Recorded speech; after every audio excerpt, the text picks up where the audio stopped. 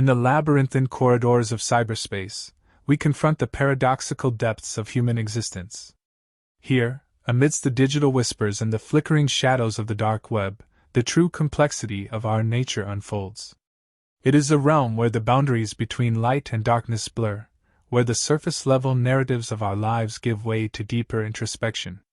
As we traverse this boundless expanse, we are compelled to confront the raw essence of our being, unearthing the tangled web of desires, fears, and aspirations that shape our very existence. In the binary code that weaves the fabric of our digital reality, we find a reflection of our own duality, a reminder that amidst the chaos of the digital age, the most profound truths often lie hidden in the shadows, waiting to be unveiled by those brave enough to seek them. As a priest, I have heard countless confessions from people seeking forgiveness for their sins. Some of them have been tragic, some disturbing, and some downright horrifying.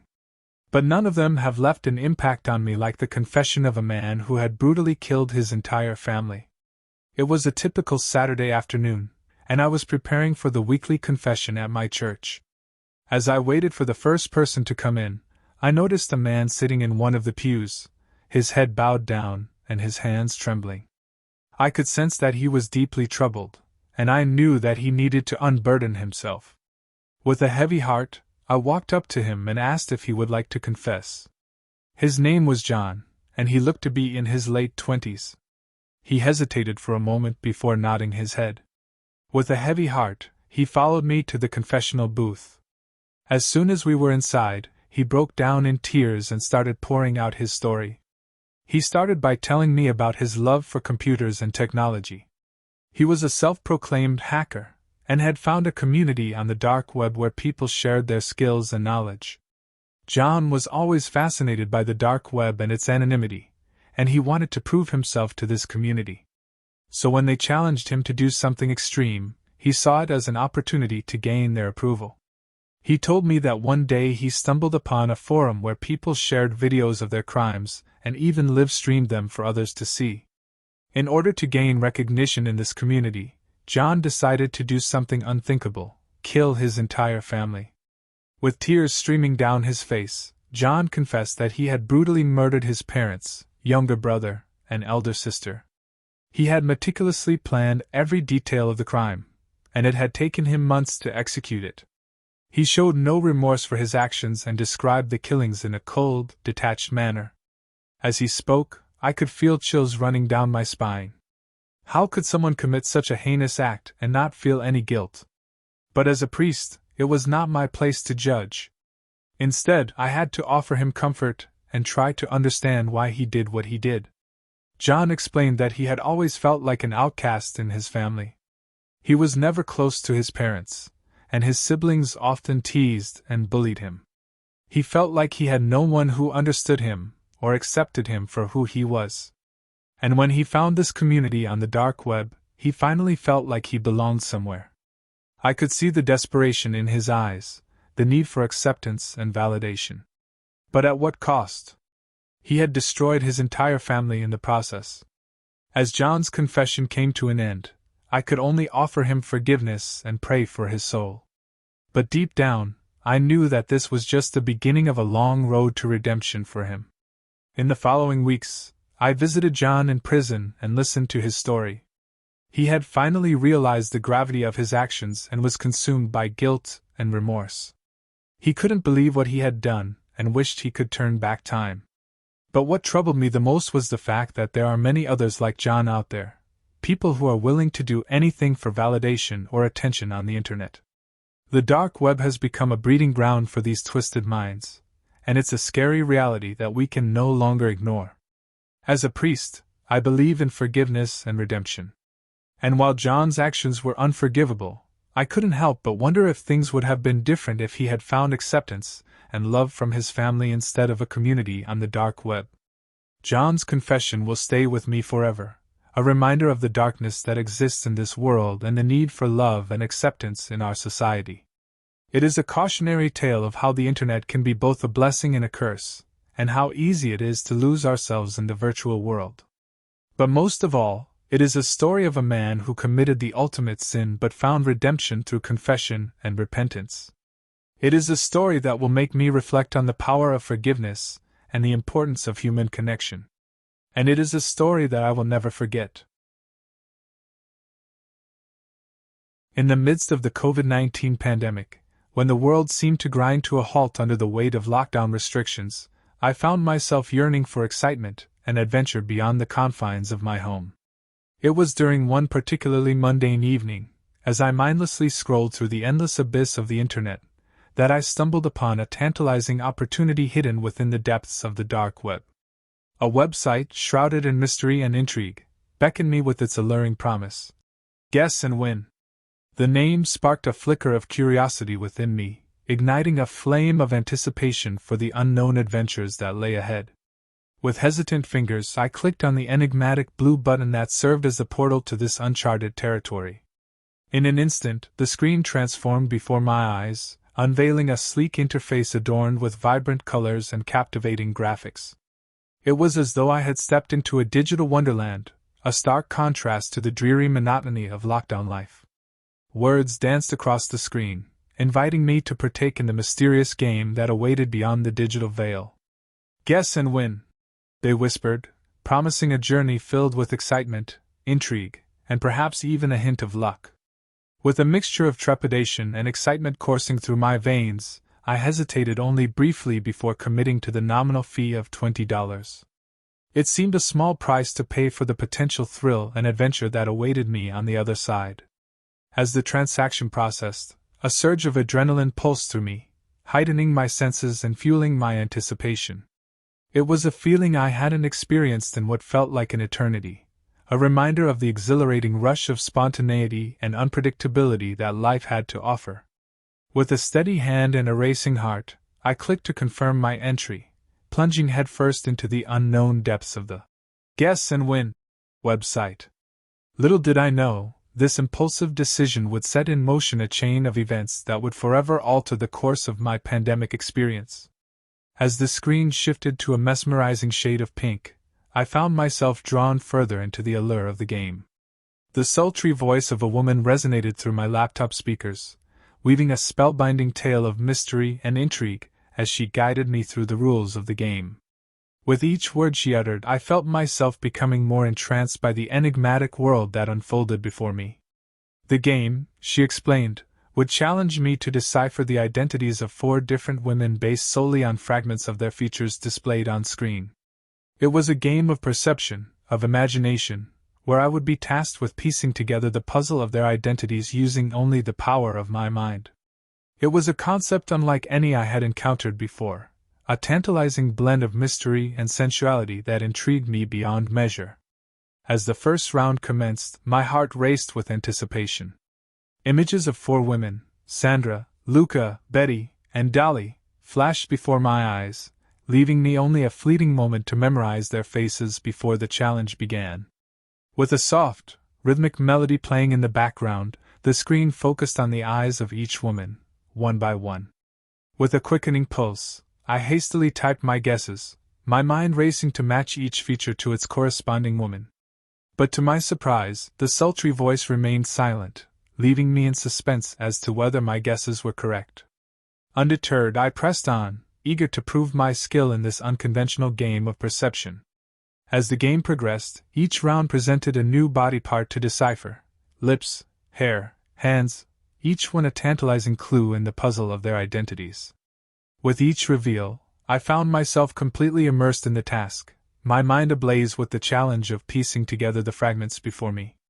The combination of the seductive voice, the captivating music, and the thrill of the unknown created an electrifying atmosphere unlike anything I had ever experienced. It was as though I had been transported to a realm where imagination reigned supreme, and every guess held the potential for victory. Despite the lack of feedback on my guesses, I pressed on, fueled by the adrenaline of the game and the desire to unravel its mysteries. With each correct identification, I felt a surge of triumph, a validation of my ability to perceive beauty in its myriad forms. But as the final round approached, I braced myself for the ultimate challenge, knowing that victory or defeat hung in the balance. Little did I know, The true test of the game had yet to reveal itself, and the consequences of my choices would be far greater than I could ever have imagined. As the screen transitioned to a series of images showcasing the breasts of 4 different women, a surge of anticipation coursed through me. With a mixture of excitement and trepidation, I studied each image intently, trying to match them to the women whose features I had glimpsed earlier in the game. With a surge of determination, I submitted my guesses, hoping to redeem myself after the previous rounds. Yet, as before, the enigmatic voice remained silent, leaving me in suspense as to whether my efforts would prove fruitful. As the moments stretched on, a sense of unease began to gnaw at me. Had I guessed incorrectly once again? Would my efforts be in vain? Finally, the verdict came, a single point out of a possible 7. Disappointment washed over me, mingled with confusion and frustration. How could my guesses have been so far off the mark? Before I could dwell on my defeat, however, the screen flickered ominously, and the website vanished without a trace, leaving me staring at an empty browser window, bewildered and perplexed. Next morning, when I stirred from my slumber on the couch, the events of the previous night flooded back to me with a sense of surreal clarity. The mysterious game, the tantalizing challenges, and the abrupt disappearance of the Guess and Win website weighed heavily on my mind as I made my way to my bedroom. But as I stepped into the familiar confines of my sanctuary, something immediately caught my eye, a peculiar-looking box adorned with a vibrant pink cover, emblazoned with the words, Guess and Win. Intrigued and somewhat apprehensive, I approached the box cautiously, my heart pounding in my chest. With trembling hands I lifted the cover, revealing its contents with a mixture of trepidation and disbelief. There, nestled within the depths of the box, lay a sight that left me reeling in shock and disbelief. It was the exact woman's breast, cut and bruised, that lay before me in the box. That I had guessed correctly during the final round of the game, a perfect match to the image displayed on the screen. For a moment, I found myself frozen in disbelief, struggling to comprehend the implications of what lay before me. Had my guesses in the game somehow transcended the digital realm and manifested in reality? Or was this some elaborate prank, designed to toy with my sanity? As I grappled with these unsettling thoughts, a wave of dizziness washed over me, threatening to pull me back into the depths of unconsciousness. Clutching the edge of the box for support, I fought to maintain my composure, struggling to make sense of the inexplicable twist of fate that had brought me to this surreal moment. But try as I might, the answers eluded me, shrouded in a veil of uncertainty and mystery. And as I stood there, it was just another ordinary day for me, scrolling through my social media feeds when I stumbled upon a YouTube video discussing the infamous dark web Snuff film. As someone who has always been intrigued by the dark side of the internet, I was immediately hooked and began researching more about it. For those who are not familiar, a snuff film is a type of video that depicts real-life torture, murder, or other extreme acts of violence for the sole purpose of entertainment or profit.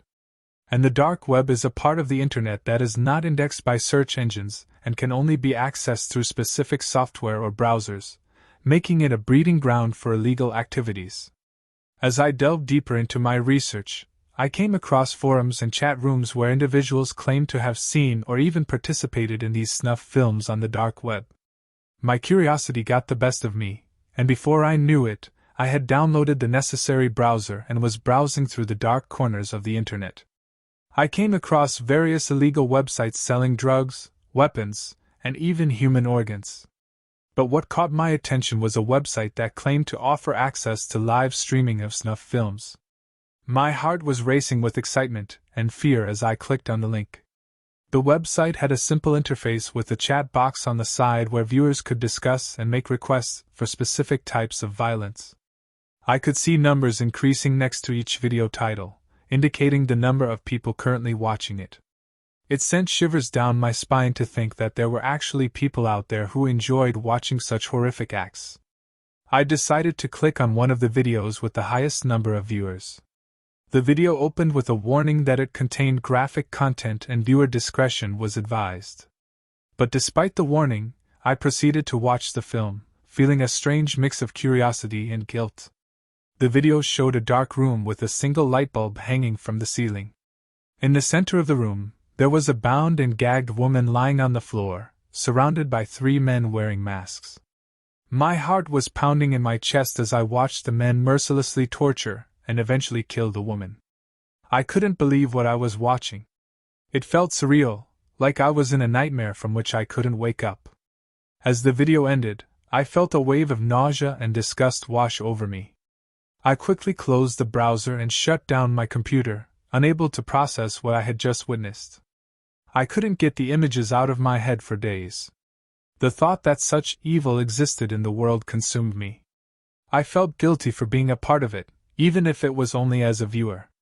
I couldn't help but wonder about the woman in the video and if anyone knew about her fate.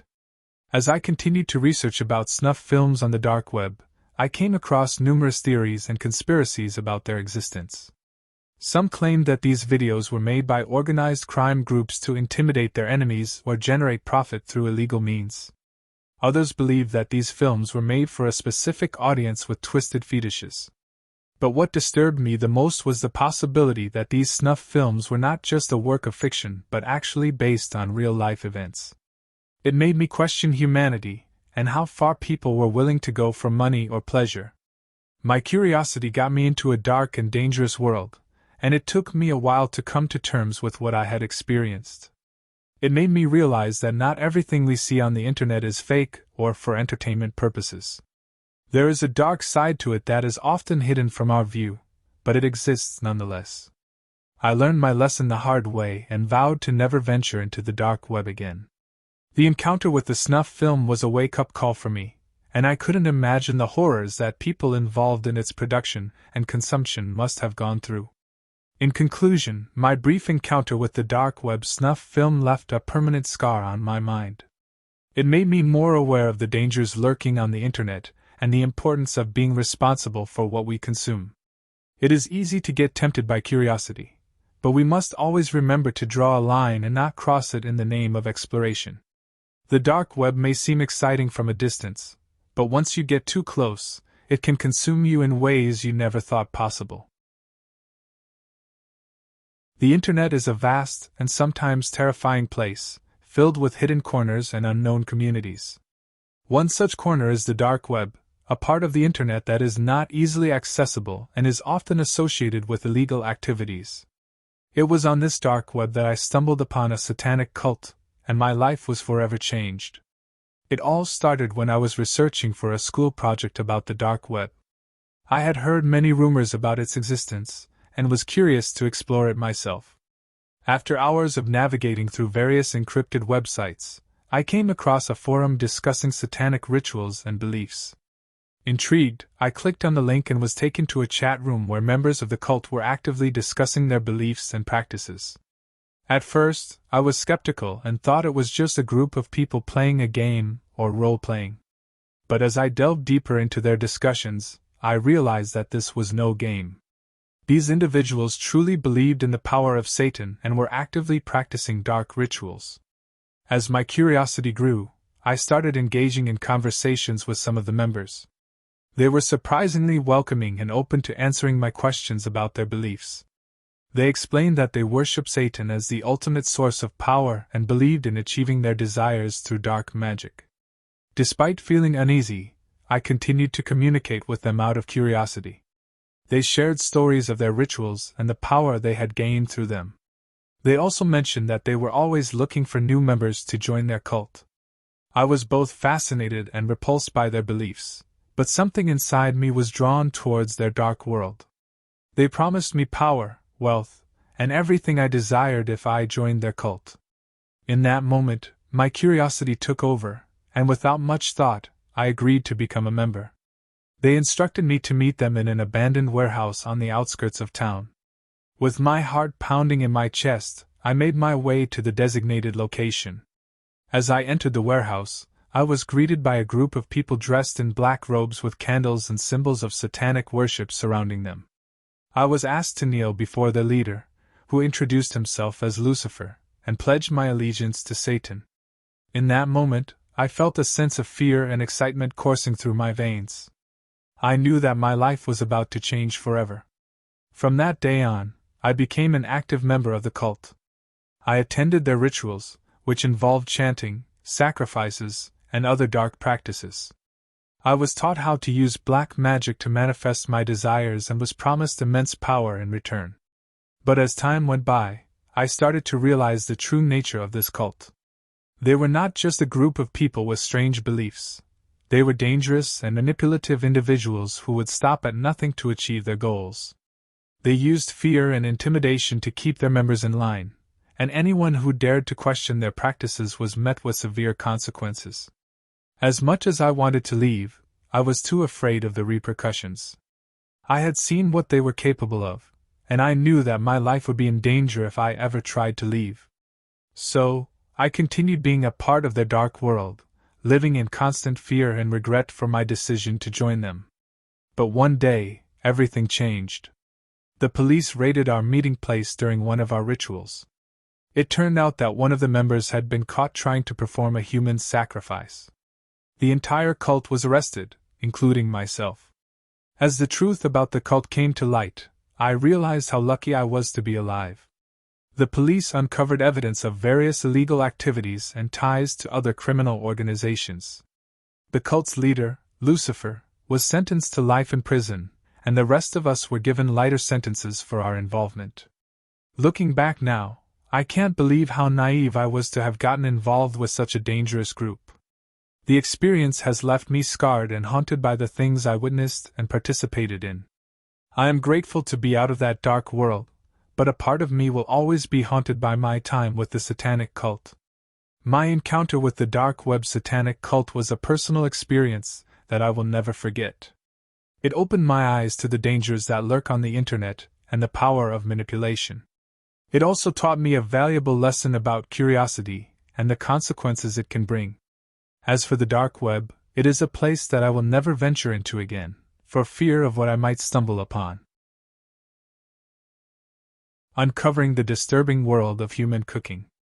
As a curious and adventurous individual, I have always been intrigued by the hidden parts of the internet. The dark web, in particular, has always piqued my interest with its mysterious and often disturbing reputation. So, when I stumbled upon a forum that promised to reveal the shocking truth behind human cooking, my curiosity got the best of me and I delved deeper into this dark world. Little did I know, this journey would turn into a terrifying experience that I would never forget. It all started with a simple Google search.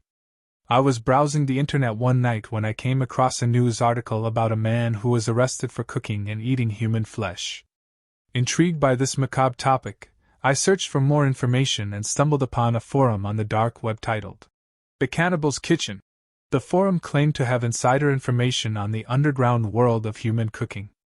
With my heart racing and my palms sweating, I clicked on the link and was immediately taken aback by what I saw. The forum was filled with disturbing images of human body parts being prepared and cooked like any other meat. My initial reaction was disgust and horror, but something urged me to keep scrolling and explore further. As I clicked on different threads and read through the discussions, I realized that this was not just a sick fantasy or a hoax. These were real people sharing their experiences and tips on how to cook human flesh. The more I read, the more I felt sick to my stomach. But despite my repulsion, I couldn't tear myself away from this dark corner of the internet. It was like a train wreck, horrifying, but you can't look away. I came across one particular thread that caught my attention. It was titled, The Ultimate Human Cooking Experience, and it promised to reveal the location and date of an upcoming gathering where people could witness and even participate in cooking and consuming human flesh. My initial reaction was to close the forum and never look back. But the adrenaline rush and the thrill of uncovering something so taboo and forbidden was too strong. I told myself I would just gather information for the sake of research and never actually participate in such a disturbing event. Little did I know, I was about to be lured into the dark world of human cooking. After days of researching and gathering information, I finally had all the details about the event. It was going to take place in a secluded cabin deep in the woods, far from any prying eyes.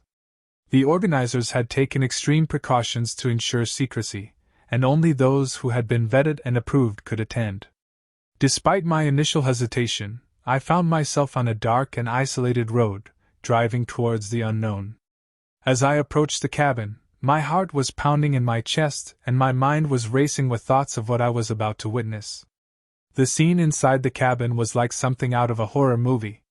There were people dressed in all black, some wearing disturbing masks with grotesque features.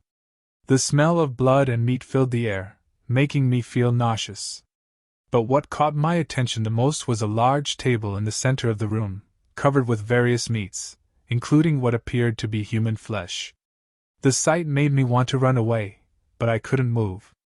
My fear had turned into morbid fascination. I watched as the participants gathered around the table, some eagerly grabbing pieces of human flesh and others looking hesitant but still participating nonetheless. As I stood there, unable to move or look away, I realized that this was not just a gathering of sick individuals. It was something much more organized and sinister. My shock turned into terror when I saw a young woman being brought out from a room in the back. She was unconscious and had several cuts on her body. I couldn't believe what I was witnessing. This was not just about consuming human flesh. It was about the torture and murder of innocent people.